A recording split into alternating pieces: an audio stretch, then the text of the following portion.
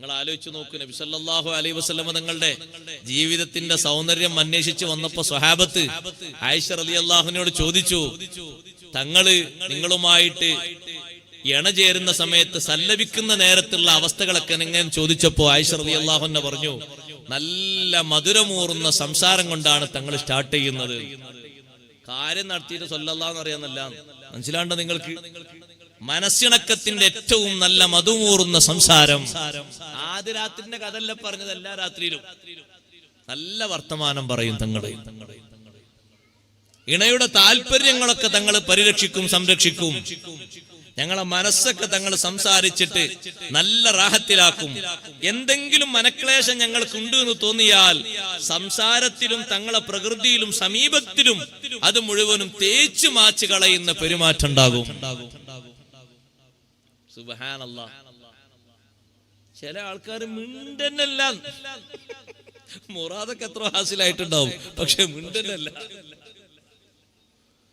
അവരെ മുറാദുകളൊക്കെ എത്ര ഹാസിലായിട്ടൊരു മുണ്ടനല്ല. എന്നാ നിങ്ങൾ നോക്ക്, അവർക്ക് സംസാരിക്കാൻ അറിയാത്തൊന്നുണ്ടല്ല. അവരവരെ മൊബൈലിലൂടെ അന്യ പെണ്ണുങ്ങളോട് ചാറ്റിങ് നടത്തിയെടുത്ത് ചിലപ്പോ മത്സരം നടത്തിയിട്ടുണ്ടെങ്കിൽ ഫസ്റ്റ് സ്ഥാനം ഓൽക്കായിരിക്കും.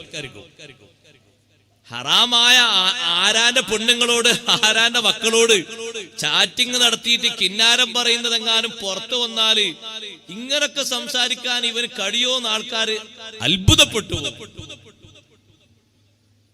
അതും പച്ച ഹറാമ്. അതേ സമയത്ത് അള്ളാഹു ഹലാലാക്കി കൊടുത്ത ഇണയോട് ഒന്ന് മധുരമൂറുന്ന രീതിയിൽ രണ്ട് വർത്തമാനം പറഞ്ഞ് സന്തോഷങ്ങൾ പറയാൻ അതിന് അള്ളാഹു തആല എത്ര കൂലി തരുന്നത്. അങ്ങനെയാണ് തങ്ങൾ എന്നും തങ്ങൾ വന്ന് നല്ല സംസാരങ്ങൾ സംസാരിച്ച് ഞങ്ങളും തിരിച്ച് തങ്ങളോടങ്ങ് സംസാരിക്കും.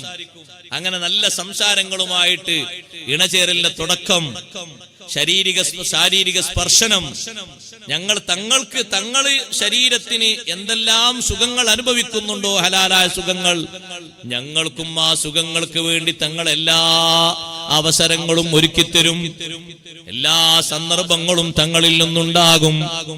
ഒരിക്കലും തങ്ങളുടെ താല്പര്യം മാത്രമാണ് തങ്ങൾ സംരക്ഷിക്കുന്നത് എന്ന് ഒരു സമ്പർക്കത്തിലും പറയാൻ കഴിയൂല. സഹോദരങ്ങളെ, സമ്പർക്കത്തിന്റെ ഭംഗിയാണ്, ശൈലിയാണത്.